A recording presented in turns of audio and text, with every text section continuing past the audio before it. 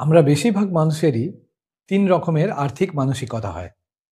একটা হয় পুয়ার, একটা হয় মিডল বা মধ্যবিত্ত, আরেকটা হয় রিচ। যারা পুয়ার মাইন্ডসেটে হয়, আমাদের যাই আয় হয় না কেন, সেইটাই আমাদের ব্যয় হয়ে যায়। সেটা হচ্ছে পুয়ার মাইন্ডসেটের মানুষরা ওইভাবে যেইভাবে আয় থাকে সেইভাবে পুরোটাই ব্যয় করে দেয়। যারা মিডল ক্লাস মাইন্ডসেট বা মধ্যবিত্ত মাইন্ডসেট, তারা কি করে যখনই যে টাকাটা আসে তার আগেই তারা প্ল্যান করে নেয় কি কত টাকার জিনিসপত্র কিনবো। যেমন ধরে নিন ১০০ টাকা আয় আমার, কিন্তু আমি ইএমআইতে বা লোনে আমি বেশি জিনিসপত্র কেনার চেষ্টা করবো আর আমার লাইফস্টাইল মেনটেন করার চেষ্টা করব।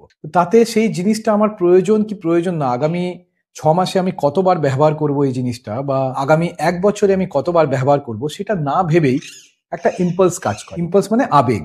একটা আবেগে আমি ওইটা জিনিসপত্র কেনার আগের থেকেই চেষ্টা করব, আর সেটাকে ইএমআইতে কেনার চেষ্টা করব। মানে আমার যা আয় তার থেকে বেশি আমার ব্যয়। এটা হচ্ছে মধ্যবর্তী টাকা পয়সার মানসিকতা, আর্থিক মানসিকতা।